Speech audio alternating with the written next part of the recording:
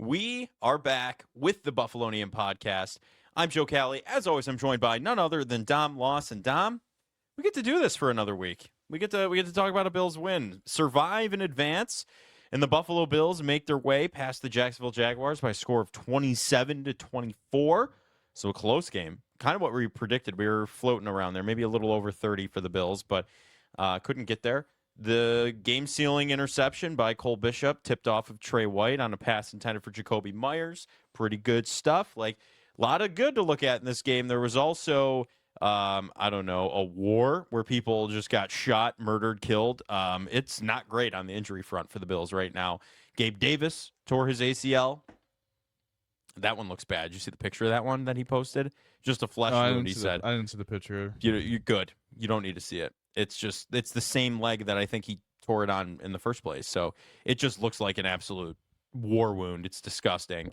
And then we just found out Terrell Shavers also tore his ACL. So 2 wide receivers down for the Bills with torn ACLs. Jordan Poyer banged up. Jordan Poyer with hamstring injuries week to week. Matt Prater trending in the right direction. He's in a good spot. McDermott said yesterday. Maxwell Hairston kind of waiting to see what happens if he's going to practice this week. He didn't practice. Yeah, so he didn't. He didn't. So that's not a great sign. DeMar Hamlin, though, full participant in practice. So there is hope in the safety front after all. So, because please, Lord, let's not put Jordan Hancock back out on the field. But the Bills able to get the win. They head to Denver. Kickoff set for 4:30. So the Bills did not get the late game. They have the first game of the divisional round. So it'll be a nice, I guess, if the Bills win, it'll be nice to see who they're going to end up playing and just kind of watch the divisional round and take it all in the next couple days. But, Dom, what was going through your head during this game? Was there ever a moment where you were like, they're not going to win this one? Did you have that sink in at all? I was always kind of, they're going to win this. Like, I didn't really have a thought they wouldn't, but I don't know. Did that creep into your mind at any point? Were you nervous? I mean, of course I was nervous. I spilled through my shirt. I don't know if there's ever a moment where I thought they were gonna lose. Mm-hmm.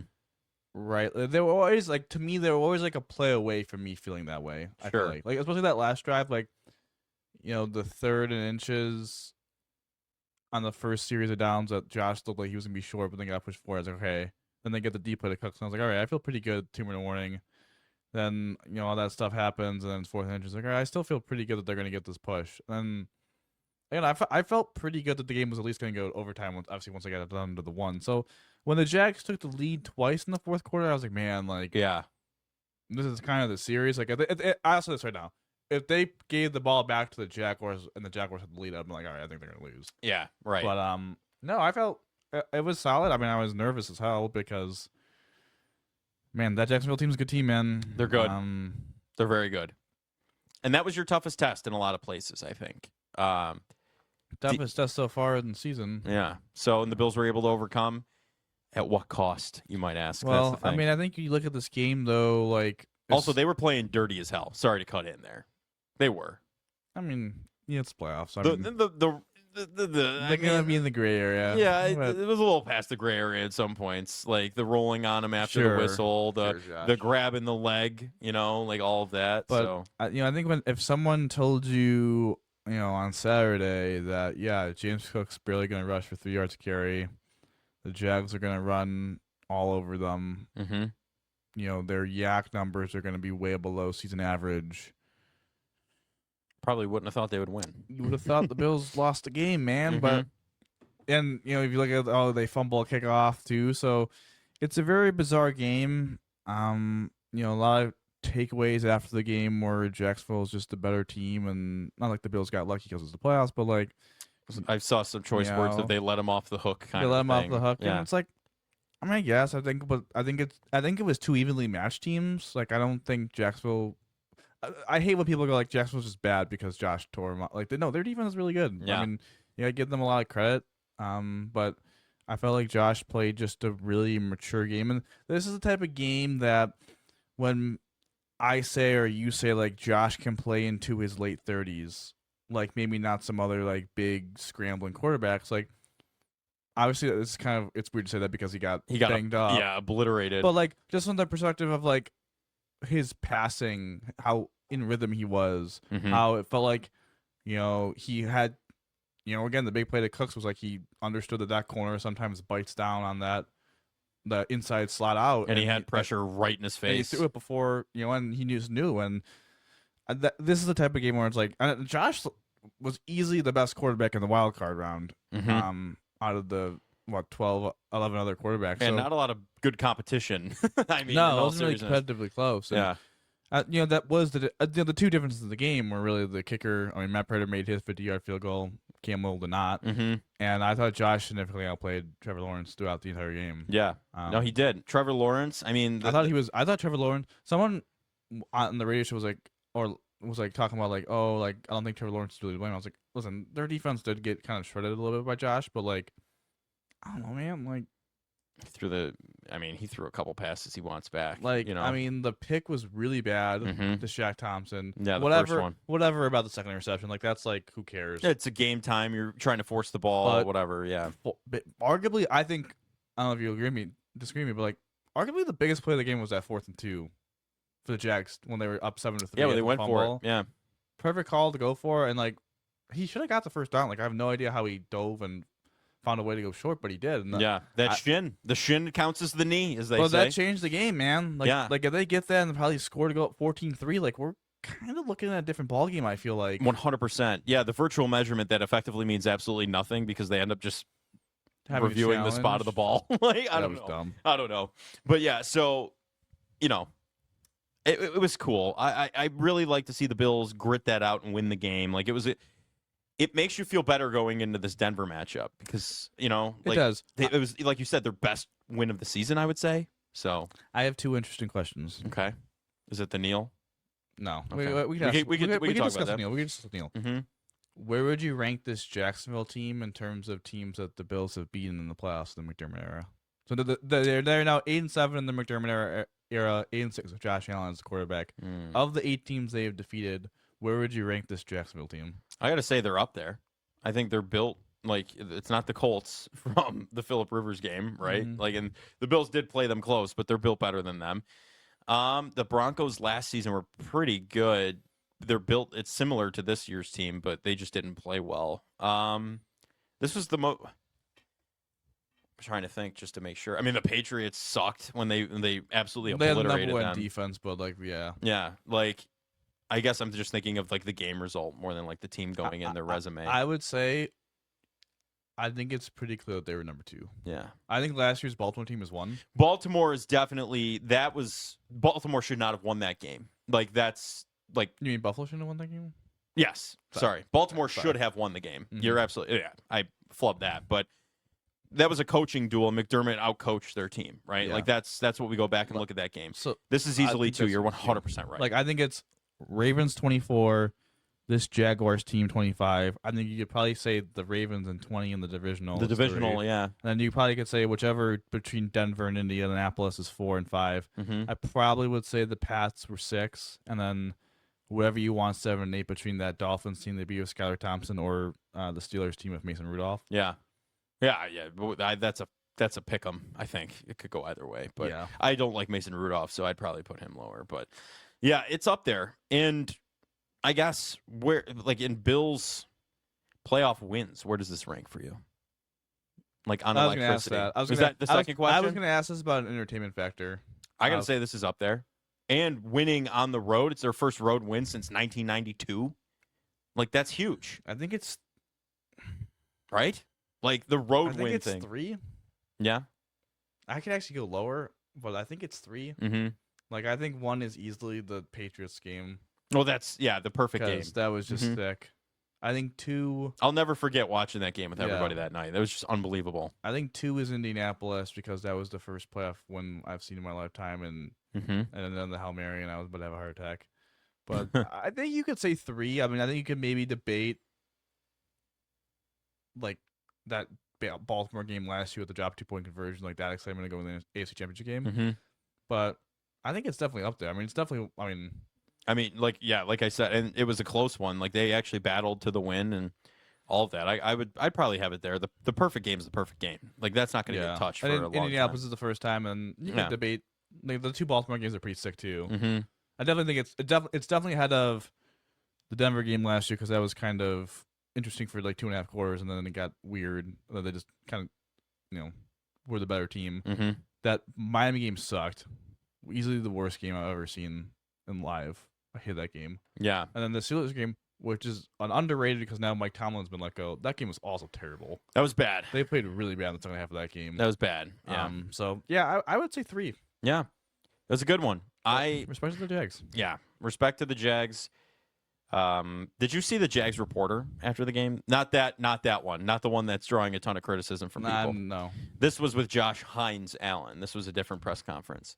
Asking, you sent Allen to the blue tent a couple of times. You did everything you could. What the hell? Like, why is that even a question? You know, like it's like Rocky Balboa. He just kept coming back. Yeah, he's not human. He's a piece of metal. Yeah, except we had this debate at work the other day. Josh Allen. This seemed like a Rocky-ish thing, except Rocky wasn't as talented. No. So yeah, I mean, it's a weird narrative too. It's like Josh carried the Bills, which is like. I could get with a little bit. Wasn't he carried into the end zone almost by his offensive line? So theoretically speaking, I don't know. I could get with it a little bit. I also think that the one thing I will just be like, I think we had to give some credit to the Bills defense because they made the big plays. They made a lot of huge plays. They had 9 pass breakups. Like Mm-hmm. they were a lot. Like they got ran on. Okay, sure, but you're going to give the teams their runs.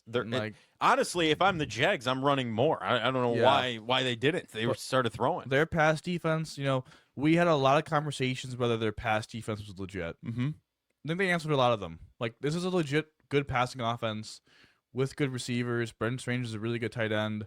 Trey White had a phenomenal game. I thought Bedford was solid. Obviously, Terry Johnson struggled a little bit with run defense, but I thought he was good in the past. I mean, obviously Hancock. Yeah, that's brutal. And they're gonna have to solve that. But like Cole Bishop made some plays. I that's think what DeMar's for. That's what DeMar's for. I think it's legit. I think they're a really good pass defense. I think their scheme, every film study person was like, dude, this Bills McDermott was in his bag kind of stuff. So I don't know. I feel like it's good to give a little. He's had a couple games like that this year where they're like he's switching man zone, like he's moving cover 6, cover 3, These cover rotations 4. are out of control. Like he's just what is happening? And Jacksonville tried to go quick, like they were going quick at points to really stop substitution. I think a good stat that I saw was that the Jags snapped the ball between 0 and 5 seconds, nearly 60% of the time. Mm-hmm. That was 20% higher than they usually do, which I think shows that Trevor was a little confused of what he was seeing pre-snap and changing the play. Liam Cohen addressed that too. Yeah. He's like they were doing a lot of things, moving things around, and hey, that's why McDermott's the head coach. That's all I gotta say. That's all I gotta say. I always think McDermott gets again. I'm trying not to slobber all over him, but I always feel like he gets underrated. The fact that everyone puts him to the CEO because he doesn't call it defensive plays or it doesn't seem like he's calling it defensive plays, but I think he gets underrated about he is he did cut his teeth being a defensive coordinator, and he could still. He's still good at it. I just don't think he gets the credit he deserves. No, with that, he's the Kyle Shanahan of defense.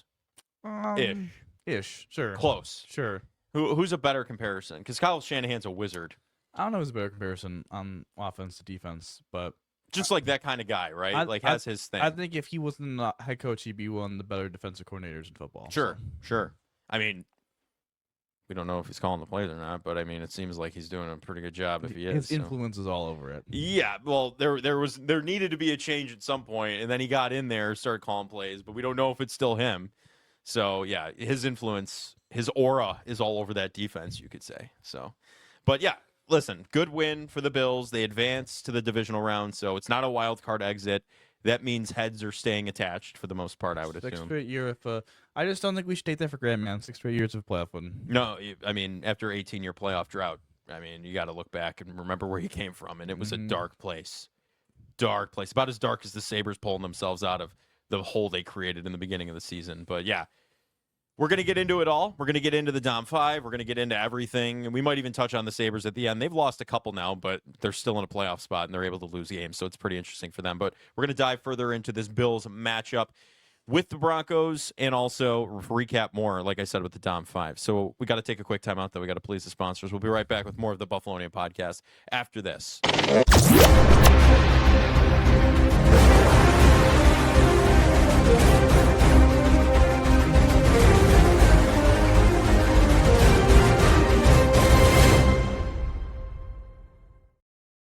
Welcome back to the Buffalonian podcast. I think it's time for the Dom 5. for this Jags game. Are you ready? Mm-hmm. All right. What's number one? Number one, down 5. Allen puts on the cape. Mm-hmm. Puts on the I know cape. we said. I know He's I just missing limbs putting on that cape. I know I mentioned that we shouldn't, just say it was only Josh Allen, but he was just tremendous. 80% completion. I think his PFF grade was 94. He had the .37 EPA per play, which is second to Jordan Love, who had like a .38, but didn't have the grade that he did in PFF either. So like 2 different, sources there, and over 100 passer rating, 300 total yards, over 300 total yards of offense, 3 total touchdowns, no turnovers. Had the 1 sack, which was a covered sack. So and played through all those injuries. And it wasn't like he was getting they had some screens that were successful, but again, it was a lot of throws downfield. And if you look at some of the plays that they incompletions do, like Brandon Cooks drops a pass, Yeah, that reviewed one was interesting.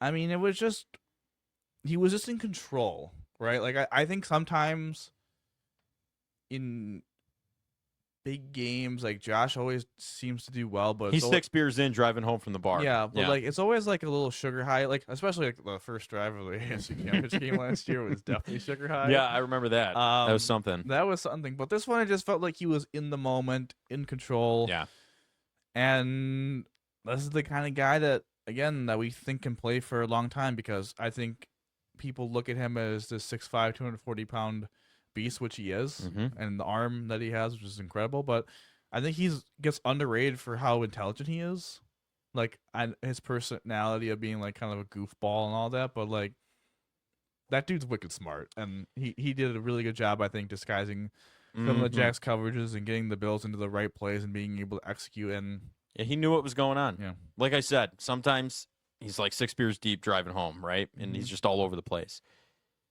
He was the designated driver. He took this team to the house, like, in all seriousness. So I hate to see him getting as injured as he did, right? The grabbing of the knee on that quarterback sneak, that was a little scary in the moment. You even said, we were talking off the air, you were really nervous about that one. That one got you. Week 1, 2026, Mr. Trubisky. Yeah, Mr. Trubisky opens a new stadium. Just knocking on wood that doesn't happen. Which, by the way, we can attest. You can see the new stadium from the Skyway in Buffalo. So true. We did see that today. So, yeah, I don't know. I didn't like to see him getting as hurt as he did, but truthfully, what was the other option? Your run game wasn't there. Like, he had to take these hits. He had to do what he had to do, and it's the playoffs. He got it done. It's do or die. It legitimately is. And the margins are thin, as we just witnessed. But number 2, Groot, greater than Bosa. I've been always on that train. I think Joey Bosa is a fine football player. He had a couple. As a pass rusher, he's fine, right? He had some flashes. Obviously, he's the one that puts pressure on Lawrence, literally the last play of the game. Yeah. But the run defense is really bad. Yeah, not good. He got called out by Bobby Babich, and rightfully so. Like, dude, this can't happen again. Like, he's a guy that I feel like is chasing stats, and I think he needs to play a little bit more team ball. Bosa? Yeah. Yeah, and he got manhandled by Jacoby Myers. That's what I'm saying. Like, I think he's just too focused on getting the quarterback and getting sacks. He needs to set the edge, take it off, and play some team ball, and we'll come to him. Like, look at Groot. Like, he had some pressure, but you saw him against the run be dominant. And who had a sack? Who got rewarded for a sack in the game? Greg Rousseau. Greg Rousseau, because he was in the right spot. So that's just something that I think has been a little bit frustrating recently with Bosa, but I think he's going to be fine and going to bounce back. And again, Groot. Again, I also want to I know we're dogging on Bosa a little bit, but I want to shout out Groot too. He had a really good game, and 2 tackles for loss, a sack, a pass defense. Like, he was all over the field, and he's a guy that got criticized a lot in the beginning of the season, and I would say rightfully so with the lack of splash plays. But last couple of games, he's really turned it on, and towards the end, he's going to be crucial for this playoff run. Yeah, and if there's ever a time to turn it on, it's going into the playoffs. So to see him doing that, I'd say he's earning that money right now. So hopefully he can keep it up.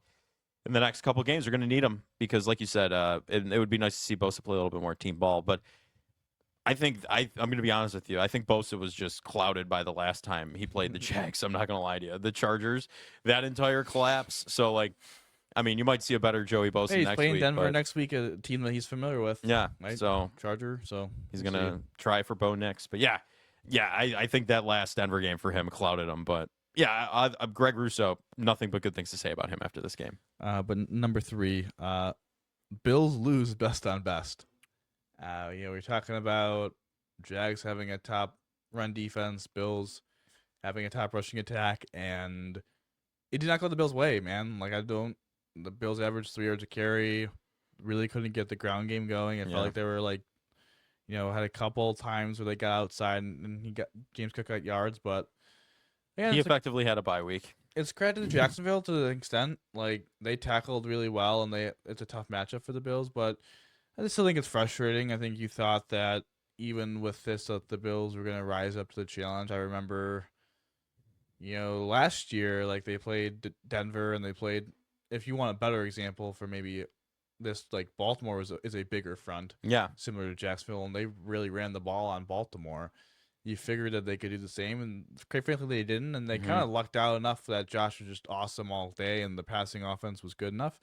But they're going to need that to bounce back, which, again, I feel like it will. Again, as you joked with James Cook's bye week, but, like, he didn't get over, it's not like he got, like, 30 touches or whatever. He didn't. And I don't think Denver has the same, well, they still have the same quality of rush defense. They do it in a different way, and they're a little bit smaller, so I think it's a little bit easier for the Bills. Yeah, no, you're absolutely right. And the Bills ran on Denver last year without a problem, and it's a very similar team. There's not much different there. So I would like to see them be able to do that, but, like you said, and like I joked, James Cook basically had an off week, so you keep him alive, keep him healthy, so maybe you can't take a little bit of the load off of Josh Allen. He's got motivation. He wants to do better, right? So yeah, maybe you do save Allen a little bit in certain situations, right? I mean, I'm not telling you to save Josh Allen, like put him on the back burner, but like, no, let's not have him get murdered. That's why it was still important. Like, when people were frustrated, they were running the ball. So I was like, we still really need to run the ball. Like, I mean, especially with Josh being, I know it's the playoffs, as I alluded to, but like, they can't all be on Josh's shoulders. But no. Number 4, age before beauty. Matt Prater, man. Oh yeah. Cam Little wide left. Cam Little has what I would like to consider leg arrogance. Yeah. No one could shut up about his leg, including us. We could all talk about arm arrogance, about quarterback making, like, just out of the world throws, but I think it's the same thing when you have a kicker that, like, you hit the ball very far. Like, that 54-yard field goal, I mean, that dude kicked that ball like he was kicking a 70-yard field goal. Like, that was insane. Yeah. And he missed. And Prater gets it done from 50 even after a stupid delay game penalty, which I don't fully understand how that happened, but whatever. Ball don't lie. Prater made every single kick, though. I gotta admit, the last PAT was not fun to watch. I thought he missed it. That was a knuckleball going in there. Dude, yeah. I was like, I'm not celebrating until he makes the PAT because he really needs to make this PAT because Cam Little's on the other side, and if we lose 27-26, he's gonna have his redemption kick. Yeah. Chris Boswell ingrained in my mind. Yeah, right. But no, I mean, Prater kicked well, good. Pretty decent day for special teams outside of the Ray Davis fumble, which was a big play. But Wisnowski, like, really good job punting against Parker Washington. Obviously, he had the coffin corner kick, but again, he did a good job. Credit to him too, because I thought at times in the game he missed his kickoff spot, and they got the touchback from 35. Like, that was a crucial. I mean, like, he's the coffin corner kick you're talking. No, about? I'm talking. Well, that was crucial too because literally what happened. But I'm talking about after they scored to go up 3 with a minute to go, like. He needed to kick that ball perfectly at the 1 yard line, so so they didn't get a free 35 yards, and for help his special teams out to make the tackle, and they tackled him at the 22-23. Like, they did a good job. Like, they cost the Jags 5 seconds, and they lost 12 yards. Like, it was a perfect kick, and to execute in that moment was massive. He's been a huge help to this team because, I mean, stabilizer. Yeah, because losing Sam Martin did not help by any means last season. So. I still think it's funny. This is we were talking about playoff games. I still think it's funny that Sam Martin blew out his hamstring in that Steelers game, and the whole reason why they let him still kick punt is because they didn't want to mess up Tyler Bass with a new holder, and then Tyler Bass missed anyways. You ever think about that? I never. Really I don't know. I don't really open my brain back up to that game, but yeah, sorry. I guess so. Sorry, guys. I guess you're right. But that's a 27-24 result. Different result. Does that just live in your head rent free or something like that? Yeah, it does. Yeah, Mahomes does. Yes. And then on number 5, survive in advance. Survive in advance. First road win since '92. First road win in the McDermott era. Yeah, I don't really have anything much to say other than let's keep it going. I think it's going to be interesting coming up with McDermott. It's funny, he's played again. He's coached 9 games in the playoffs against coaches that I think are going to make the Hall of Fame. He is 5-4. If you take out Andy Reid, he's 5-0. How about that? Yeah.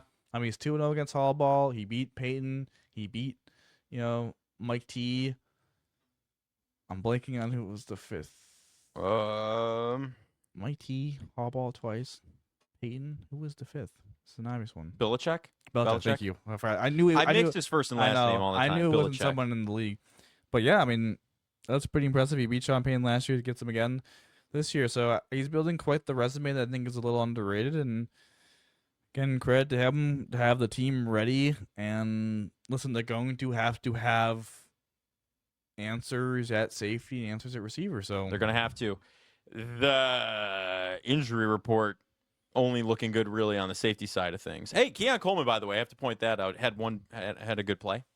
Yeah, I mean, he did. He was wide open. All of a sudden becomes, arguably the most important bill on the roster. Him and DeMar Hamlin. It's crazy. I'm being serious. Keon Coleman and DeMar Hamlin. Like, I was thinking about this the other day. I was like, man, like, all this talk about Ed Oliver, and he is important. Don't get me wrong. Sure. But, like, I don't know. Like, Curtis Samuel and DeMar Hamlin, like, they're oddly, like, yeah, they're pretty key pieces on the like chessboard here. You could almost. I still would want Ed Oliver back, but if Ed Oliver's like going to be probably banged up, with the bicep and the knee, like you almost be like, honest to God, we almost need Curtis Samuel and DeMar Hamlin more. Like I would just be like, it's weird. It's so weird to say that out loud, but I think it's almost true at this point, especially if Shaver's going down. Curtis Samuel and Keon Coleman, we need you. We need you. Curtis Samuel had a pretty good game against Denver last year too. So, like you said. They become very. I know. Who would have thought that Josh Palmer going on IR was the start? I know. Now 3 Bills receivers have gone on IR. Well, it sucks. I just to comment on that for a second. Terrell Shavers, that what a warrior! Yeah, man. A warrior. Worked his way onto the roster. Should have had a block punt. He had a big grab. Right, like he's been a pretty big factor in this Bills passing offense that struggled for a lot of the year, and he's been a good part of it. So. Wish him the best. I don't know what to expect really future-wise with him, but, depending on what they do at wide receiver in the offseason. But, yeah. Sorry to go really somber and really just slow down there in a moment. But no, I mean, there's just a lot of questions, right? Today they put Gabe Davis on IR, so that opened up a roster spot. Mm-hmm. Obviously, they're going to, put Shavers on the IR. That's going to open up a second roster spot. Time to bring back the inside agent. They can't. No? Nope. What happened? You can't poach people off the practice squad of teams who play in the playoffs. Damn. It's illegal. Damn. Yeah. Elijah Moore hates the Bills. He actually does. But did you see that tweet he put out? I don't care about I deserve more. Or no, I think I responded to him. You deserved more or something like that to be funny, but whatever. But yeah, I mean they're gonna have to make some decisions, right? Because Ty Johnson didn't practice today. Obviously, they already made the decision to have Dane Jackson on the active roster because of Max Harrison's situation. So he's probably out. Shavers played? Yeah. Through it in the second half? I'm saying, yeah, in the second half. Oh, man, what a warrior. I didn't know that. I thought, Oh, man. No, That's he was out there at insane. the end. But, yeah, I think there's going to be a lot of conversations of who gets those 2 empty roster spots.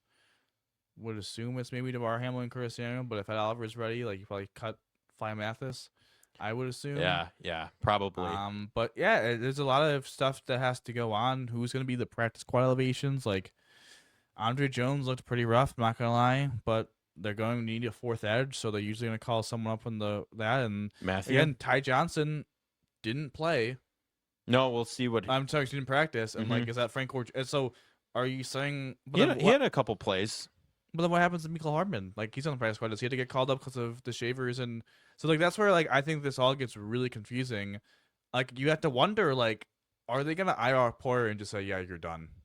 They might have to. Like, and just say, well, that's DeMar's spot. That's DeMar's roster spot. We have 2 other roster spots. We'll give him to Curtis Samuel. We'll give him to Mecole Hardman. And if Ed Oliver comes back, Fly Mathis. And then the 2 practice squad elevations, would be whoever you want as your fourth edge and Frank Gore because of Ty Johnson. Yeah, I think that right. I think that's what you'd have to do at that point. It's a tough situation to be in. It is. I totally forgot about McCall. I keep forgetting about McCall Hardman. So do I. So, I mean, maybe Curtis Sam, McCall Hardman. I mean, this will show you what they really think. But they're Keon. very similar. Like that's the problem. Like, they're very similar, and Yeah. who's going to play outside receiver? Keon has a big chance here to earn some respect. In all seriousness, right? I mean, If he makes some meaningful plays, like he's gonna have to. Who else is going to play receiver? Yeah. Like, I don't know. It's not like it's an easy week 2 of Pat Surtain, and you got Houston, or I mean, it's a tough week. And you're missing tough matchups. Ty Johnson, right? throw to your running back, all that stuff. Well, Denver has a good secondary, and then obviously I think both Houston and New England have really good outside cornerbacks. So it's a tough. I don't know if we can expect a lot of protection from Keon Coleman. I think that might be a little unfair, to be honest. Like being putting a lot of real, pressure on him. Yeah. I don't know. We shall see. It's going to be an interesting ride. Someone's got to catch the ball. Someone has to. It can't be Josh Allen. He can't do it all, ladies and gentlemen. But we're going to preview more of Bills Broncos coming up later this week when we know more about the exact injury situation. Probably have a betting on the Bills Friday or Saturday for you. Just no, we'll have it definitely Friday, maybe even Thursday. Might have to because the short week. Forgetting about the games on Saturday at 4:30. That's so true. yeah, so things are a little bit different, but. It's going to be interesting. We're going to talk all about it. Can't wait to preview that game. Always love playoff time. It's always intriguing. But we're going to talk a little bit about the hockey team when we come back, if that's okay with you. We're going to be right back with more of the Buffalonian podcast right after this.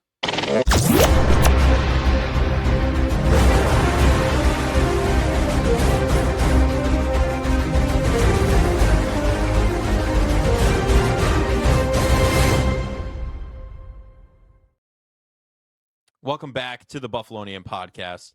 Talked a lot about the Bills Jags result. Now on to the Buffalo Sabres. They've been playing really well. Even in the loss against Florida, the power play wasn't great, sure. But honestly, it was two good hockey teams out there kind of duking it out and couldn't capitalize on as many chances as they could. They gave you some at the end. But listen, I'm not really fretting that. You would have liked to win, sure. Don't get me wrong. You would have liked to at least get a point out of it.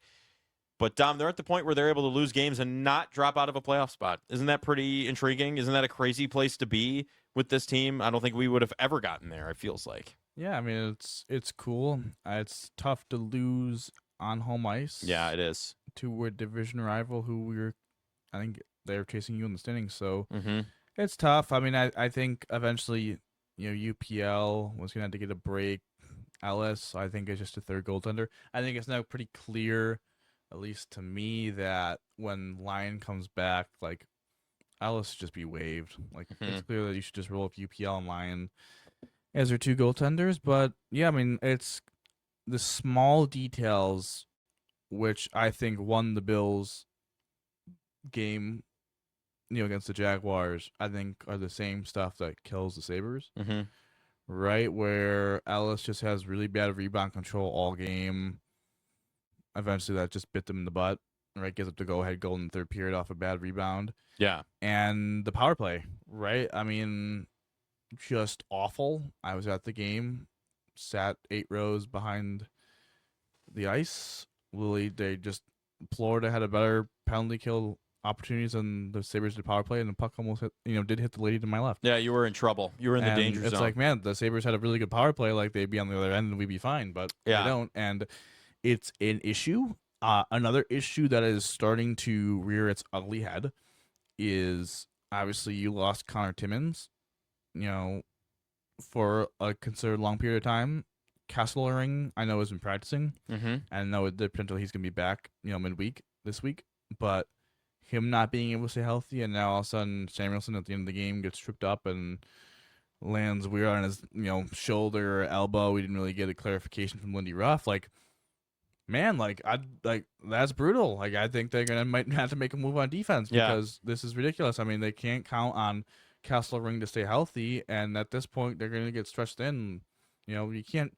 I just don't think you can be reasonable and be like, oh yeah, let's have. They already have Metza and Jacob Bryson, who've been fine as a third pair. Like, and then you're gonna have them play one of them in the top 4 and have Zach Jones play. Like, It's tough. If Samuelson misses time, like I think they have to make a trade. Like this is not. Do not be Kevin Adams and send your hands, Yarmo. Like I don't think he will. They would have to make a move. Yeah, they would have to make a move. It forces them to make a move. And I think Yarmo would make a move, especially if it's long term. Maybe the only way I wouldn't is if they feel like it's short term and Kesselring is coming back this week. They wouldn't. Right. But if it's anything long term, like they have to make a move. Yeah, they're in trouble. I have a couple stats on the more positive side of things, if that's okay. Sorry, that was a little negative. No. Listen, we need to are get back. coming after a loss. We need to get back on that at some point because I feel like it's been all too positive. It's a little worrisome. Kind of like you with the Bills this week. What do you mean? You're very positive. I am. I'm feeling good. But we're a lot more positive than last week. We'll see how we feel Friday, okay? When we do the bet. Yeah. That might be a totally different feeling depending on what happens. But this is before last night's loss, these stats, right? So with the win on January 10th, they won 13 of their last 14 games. It's the first time in franchise history that they've had that mark, 13 of 14 game stretch. So making history. And at home, they're 14-5 and now 3, right? Okay. But they were 14-5-2 at the time of this stat. 714 point percentage at home. It ranks second among all NHL teams this season. So they're still up there. I don't think the one loss would have changed things. So they're in really good shape. I'm cautiously still optimistic. Here's the thing. They're in good shape. Yes. I don't believe they're going to do it until they do it. I was sitting here. I got to tell you this. You're going to think I'm absolutely insane. Okay. I'm sitting there earlier today, just kind of in my own thoughts, and I'm like, you know what? There's all this talk. The Sabres make the playoffs. They're making the playoffs, okay? I'm saying that right now. Okay. I think they win a playoff series. Whoa. They could. I genuinely think they could. Why not us, ladies and gentlemen? Why not us? Right? I don't think you should get that greedy with it, but yeah, I mean, I think I see it. I see it. The camera totally just fell down, so if anyone's watching on video, but it's back. Not with this iteration of the team. You don't think so? You don't think they're talented enough? I think they gotta get better. Mm-hmm. I think they'll get better. I think they have to, yeah, but my opinion of this team is this. Like Kesselring has to come back and be an actual productive member of the team. Mm-hmm. I still think if they could upgrade off Timmins with the number 6 defensive spot, they should. Mm-hmm. And that Jack Quinn spot in the lineup needs to be improved upon. Like they finally, changed the lines up where Krebs is back to the 4th line. Ostland's in with actually like good people. They had him as probably rested him. As a rookie, you want to manage that a little bit, which is fine. Yeah. But I think they really do miss Yuri Kulik a little bit. Just as the depth of that forward group in the top 9, and I just think Jack Quinn is a really bad hockey player. I don't understand how that they gave him term on the contract, 2 years, $3.6 million. Like that to me is a very easy. You look at this team, it's like, all right, I might not like Greenway, but him, Malastine, and Krebs is a fine 4th line. Sure. You have Norris, Thompson, Tuck, Dunn, Zucker. Like you have Ostland. Like you have, I think, McLeod. Like you have guys that I think 8 of the 9 spots are fine if they keep Tuck. But they just have an opportunity, I think, to upgrade off Quinn in a big way and get a guy way better, a legit top 6 forward, and a guy that I think, they could get like a Panarin to like help out their special teams with power play. So you improve the 5-on-5 from Quinn to Panarin, and you improve your power play. Like I think it's a double whammy. So I think that's a spot that if you believe that they're going to win a playoff series, which you do, yeah, I'm not quite there yet. Okay, because I think I'm worried about now. Samuelson is legitimately banged up, yeah, but that plus Kesselring scares the death out of me. Mm-hmm. And the goaltending can scare me a little bit, but they're on a hot streak right now, so I won't get negative about that. But I just think the power play is a massive issue. I think Jack Quinn is a massive issue in this lineup. And I think, again, one big move you could fix, I shouldn't say fix, but like you could really improve in both areas. I would be all with you. Yeah. Okay. But we'll see if they make the big move. Yarmo would be the guy to do it if they're going to do it. So a couple notes before we wrap things up for the Sabres. They play tomorrow night against the Flyers. And then later this week, Thursday night, it's a back-to-back at home. They're on a big homestand. It's 0506 reunion night, too. So Lindy Ruff was talking about the players, Maxima Finneganov, right? Like seeing those guys come back from Russia. It got to be an insane feeling, right? If you're him. Who? Lindy. Oh, okay. Like, it's a reunion night for a team you coached still, and you're back, like coaching a different iteration of said team. Like that, isn't it? Like, think about weird. that. No, but they play hard for him. Like I know you definitely were one of those guys that was like this nostalgia, but like it's turned around quite a bit. He's turned around. Like they're playing the right way. They needed a vibe change. That organization was. Kevin Adams was just sucking the life out of it. Sabres. It was. They were sitting in the middle of a whirlpool and just swirling around it, and Yarmo, the vibe, was able to get them out of the rip current, like in all seriousness. And listen, I want nothing but success, and I do like Lindy Ruff. I was like you mentioned, when he first got hired, it just seemed like a nostalgia grab, like anything to help us get out of this, and even he couldn't, and you just felt bad. Like, yeah, you did. Like, you, dude, just retire. Like, you don't need this. Like, I don't want you to go through this, Lindy. Like, you don't deserve this. And now they're looking. He looks like he's having fun. Sounds like he's having fun. They're having fun. Like, did you hear his comment the other day? But he's like, "Yeah, I'm not used to losing anymore," or whatever. He was like, Yeah. "I want to get back to winning," or whatever. Like that. The whole vibe is totally different, and it's the return of the vibes. Yeah, return. Part 8,000 on this podcast. The return of the vibes. But yeah, like it couldn't be. There are problems, as you pointed out, but sitting where we're at currently, they're in a playoff spot. Puck PD has them like a 70% chance to make the playoffs. Don't tell me that. It's true. And like they've improved a lot, and you're coming up on, you're going to get the Olympic break soon. So like maybe Samuelson can improve over that, like just rest, right? How far is he out? Yeah, like all of that. So there is still good at the end of the tunnel, but still some concerns, as you pointed out. So it's all valid, and it's going to be exciting to see. It's fun now as the Bills season's wrapping up, for better or for worse, right? They could go to the Super Bowl, they could bounce. I think they're going to the Super Bowl. I think they're winning the Super Bowl. That's 100% true. But we're going to have actual interesting hockey to talk about, where before they've been out of it by Christmas, and please Bandits win again for the fifth time in a row, right? Like whatever. So the Bandits this year also losing those players in the offseason, not really helping them. So they're 3-2. They're 3-2. Yeah. Not a spot that they've been in previously. So they were 6-7 the one year. Oh, that's right. And then they made an absolute run and dash and won everything. So I guess you can't count them out. But without further ado, that's going to do it for this edition of the Buffalonian Podcast. I'm Joe Cali. As I was, let's start that one over. Jeez, just sitting out here, felt like Kevin Adams at a press conference there. He was about to say something crazy. I'm Joe Cali. As always, I'm joined by none other than Dom Loss. And Dom, how do we always end these, buddy? Go Bills, baby. Go Bills. We'll talk to you later this week.